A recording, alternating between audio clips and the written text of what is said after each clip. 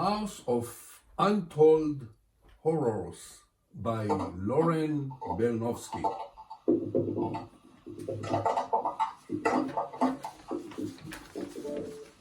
It was raining that night as Willowboss Wallaby walked slowly down Nunnery Lane.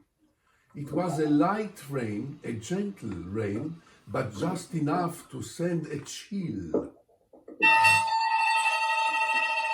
down the spine.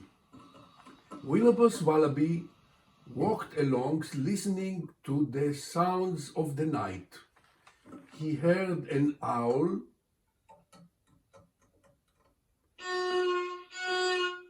a frog, a shark,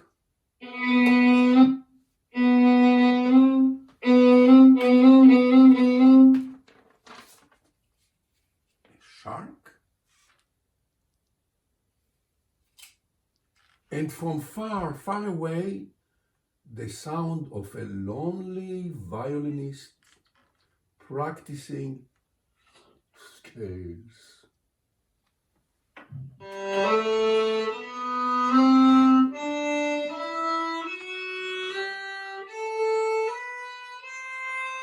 But suddenly, it started to rain harder. Yes, it was a heavy rain now. Willowboss Wallaby quickened his pace, and as the wind started to blow in great gusts, he began to look frantically around for a place, any place, to seek shelter. Suddenly he saw a house with a large porch and a light on inside. He climbed the steps up to the porch.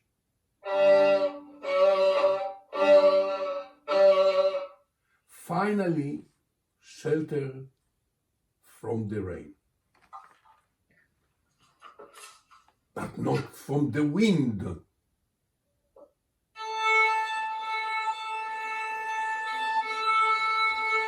The wind, that cruel, harsh wind, it seemed to rip away at his clothing as if it had chosen him, Willowboss Wallaby, as its victim.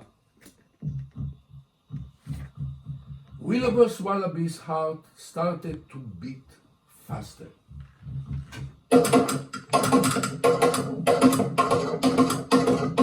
He knocked on the door. Slowly, the door opened.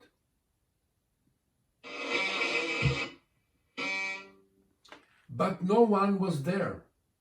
Wait, someone was there. Willowboss Wallaby looked down, and there, standing before him, was a single, solitary, ghostly white kitty.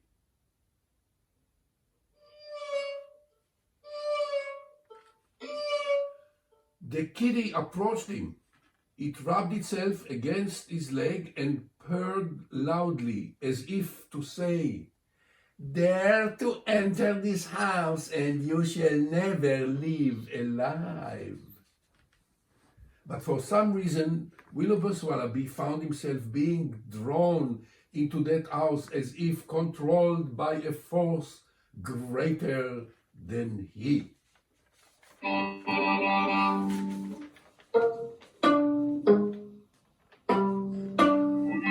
Willowboss Wallaby entered the house. He found himself being drawn from room to room as if guided by ghostly presence that he could neither see nor feel. He entered a sort of a library. There was a heavy, musty smell in the room. He heard the sound of scuttling rats. Through the dim light he could make out bookcases towering above him. Never before had he seen such tall bookcases. His eye followed the bookcases all the way up to what seemed like an impossibly high ceiling. He heard from somewhere a clock striking 9.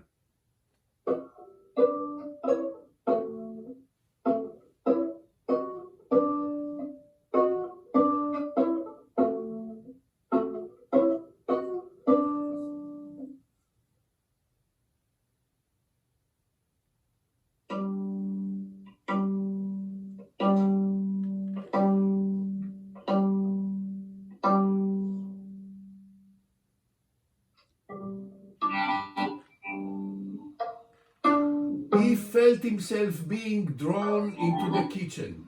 There were those cackling rats again. And then he saw it on the table, sitting right there on the table, just inches away from him. Oh, it was too horrible to picture. Yet picture it we must. Yes, sitting right there on the table, on a flowery china plate, was a cupcake.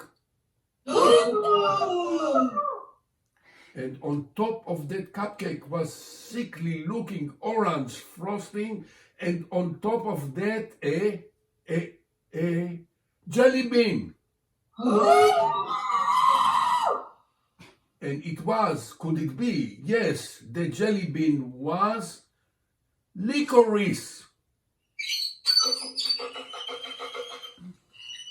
The sheer horror of this sight was enough to shock him back into consciousness.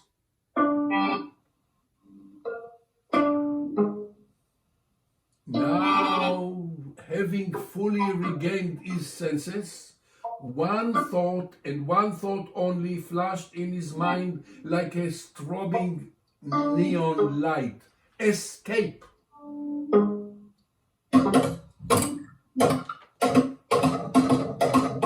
Willoughby's Wallaby bolted out of the room, down the corridor, through yet more rooms, another corridor, doors bursting open as he flew like a rocket through the house. He arrived at the front entryway, but standing before him again was the purring kitty. However, the kitty was no match for his frenzy, and he sped toward that front door. Oh, wait. The kitty was a match. The kitty ate him.